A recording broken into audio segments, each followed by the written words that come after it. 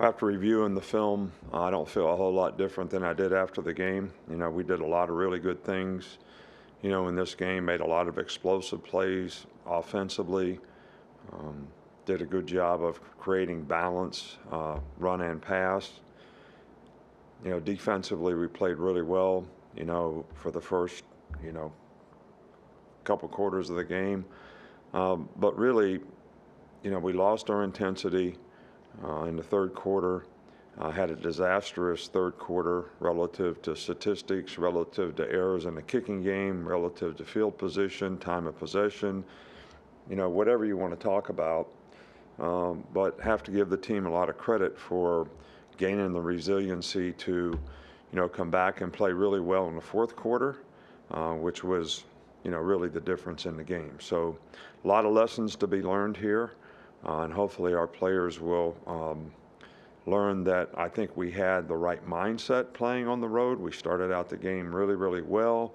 I don't think we sustained it like we need to, and that's the next step of what we need to learn. But Texas A&M has a really, really good team. These guys have a lot of good players. Jimbo does a really good job of coaching them. A lot of challenging, things on offense has always been the case with him being a really, really good offensive coach and play caller. They got some very explosive players on offense. Evan Stewart's a really good receiver. A-Chain, I think I'm saying his name correctly, number 6, is really an explosive player, not only as a returner, but as a runner and a receiver. I mean, this guy is a very, very talented guy. So they've got a really, really good offensive team. They've got a really good defensive team, one of the top defensive teams in, the SEC. They've got really good specialists. So, this is a really good team all the way around. And, what happened in last week's game is not going to have any effect on what happens in this game. We could go say it was the same situation a year ago.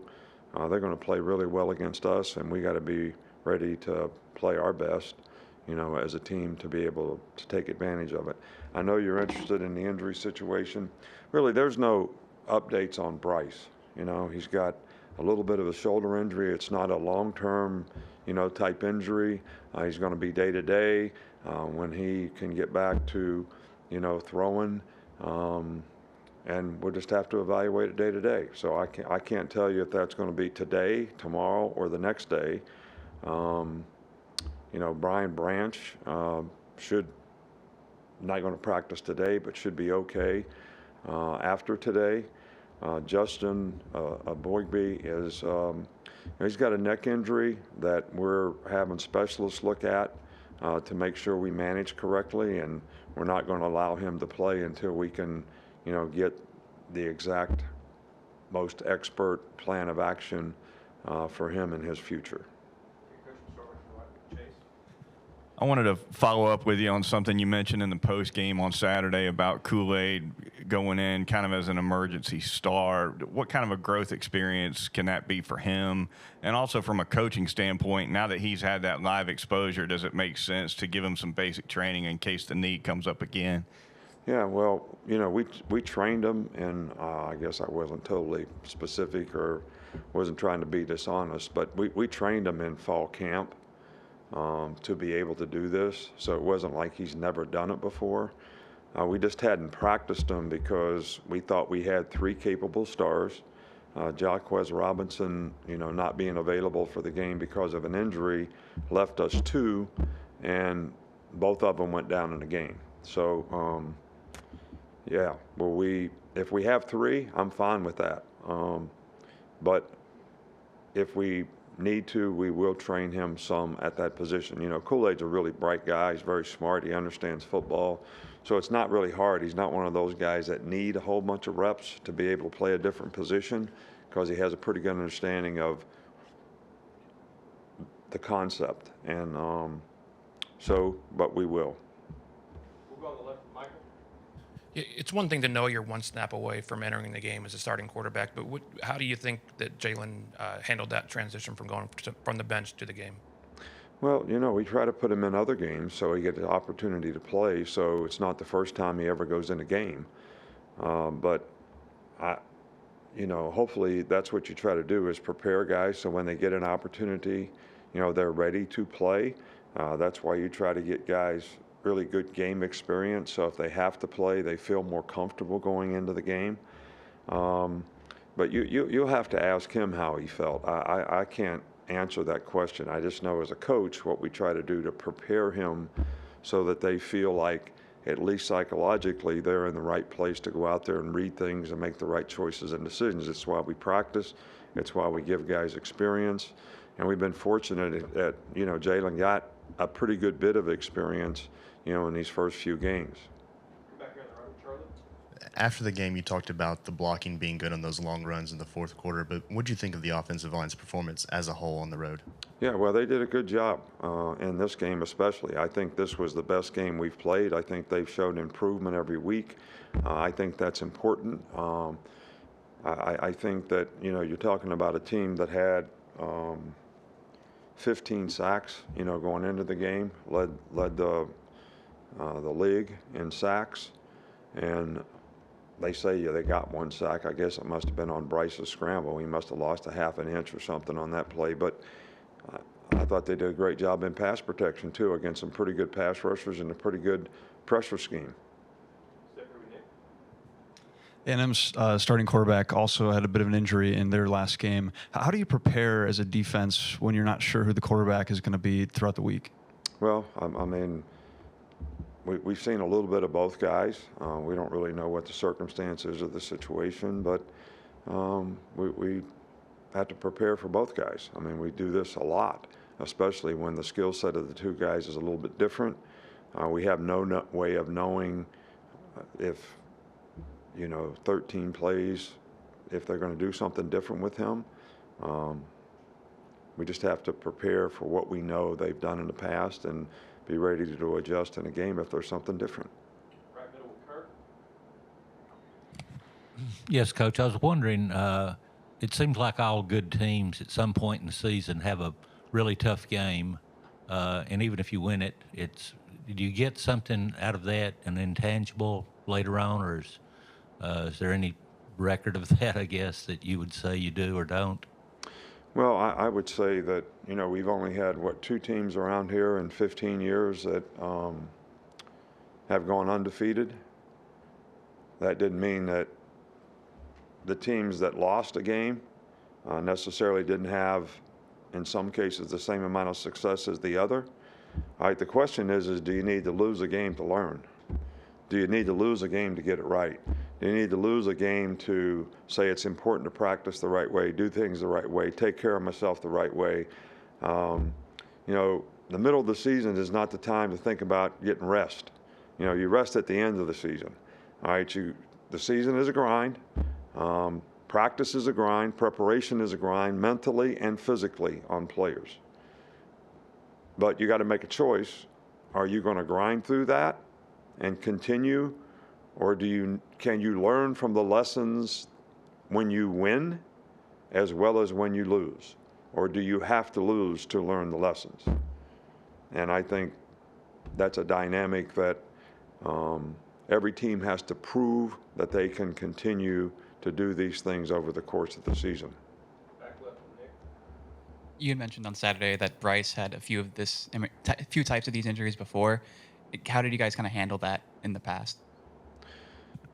Well, there's nothing to handle. What do you want me to handle?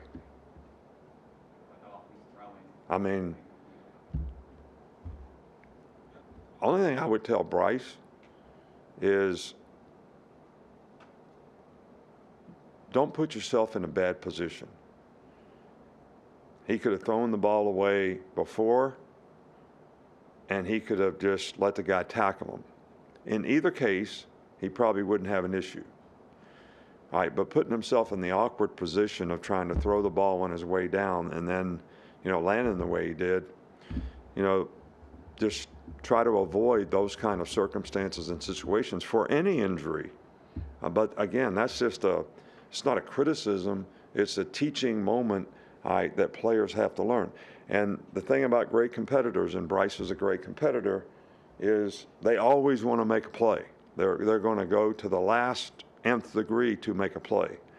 But sometimes you got to know when there's no play to be made. And now it's time to not put myself at risk.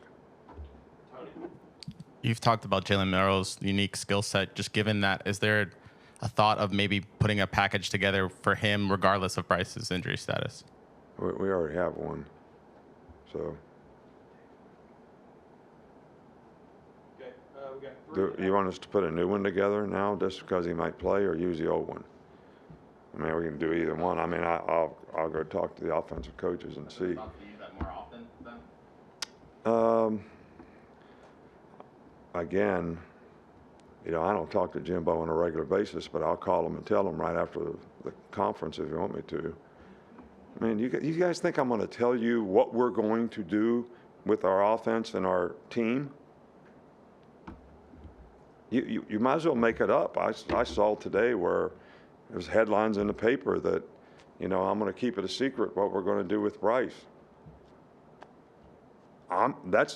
It sounded like me making that statement, but I've never said that.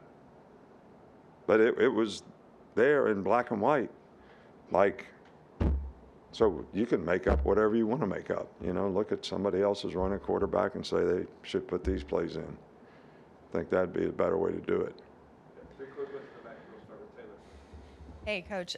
Kool-Aid, local guy. You can tell he really loves his family, and it really seems like ever since high school, he's really dedicated himself to being the best football player he can be. You can teach a lot of things, but you can't necessarily teach that. Just talk about Kool-Aid's character. Yeah, Kool-Aid is very competitive, very smart guy, is a hard worker, kind of understands what it takes to be successful, does a really good job of applying techniques and trying to do things the right way. And I think that has played, well for us so far this season. Done a really good job on the punt return, but I think the punt return team has done a really good job of executing as well. But I think, these kinds of guys that have this kind of competitive character are smart, make good choices and decisions in the game, whether it's what technique to use, the guy I'm covering, how do I need to do it. All those things enhance a guy's ability to be successful, and Kool-Aid does that extremely well. Two more, Carrie. Hi, Coach. So social media has changed, the level of college football and just the game in general. And obviously, if we talk about just you touched today on headlines, I want to know when you have those moments, and obviously this happened in the off season, but when you have those moments when there's all this criticism and outside noise, how have you learned to handle that when this noise has gotten so loud, and how do you help your players navigate those distractions as it only becomes worse? Well, obviously, at times we haven't handled it very well because, I was talking about rat poison last year when we played this game. Nobody would listen. Players wouldn't listen. You all didn't listen. They had lost the week before. We were big favorites. It was like no big deal. Just show up for this game, go play the next game. And I don't get affected by it because I don't listen to you all. I really don't have any interest in what anybody thinks about any of this stuff. I do have an interest in how it affects and impacts the players on our team. And I think it does. And I think they have to show maturity in how they manage it and know that external opinion, external noise, whatever you want to call it, rat poison, whatever it is, absolutely has nothing to do with the outcome of the game. Just like fans have nothing to do with the outcome of the game. They don't block, they don't tackle, they don't catch passes, they don't make sacks. All they do is make noise. And if you want to take them out of the game, just play well, execute, and then they won't be there. They'll leave. So these are external factors that cannot affect how you think as a competitor in terms of respecting winning, respecting what you have to do to win, and how important it is. Knowing that we're going to get the other team's best game because they can all get well beating us. So that's how I try to handle it. Does anybody listen? Sometimes, sometimes not. Last one right here.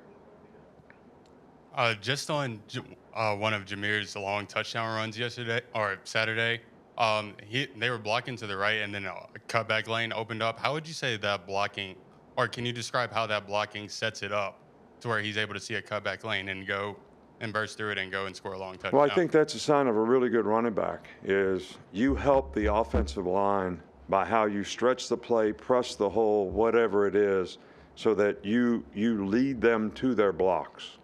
All right, then when people overplay the blocks or get hooked, you stick your foot in the ground and hit it. All right, and that's what he did on both of his runs. That's what he does very well, whether it's an inside run or an outside run. So that's part of being a good back. It's not just take the ball and run it. All right, you have to understand, how are we blocking this play? How do I set these blockers up, all right, so that they have the best chance to succeed at their blocks, all right, which these plays were well blocked. He did a great job of running these plays, stretching, finding the seam, and cutting. So you're trying to cut the defense some kind of way. All right, so you got these guys playing outside, you cut these guys off, you press it, and that's where you try to hit it, and that's what happened. All right, thank you.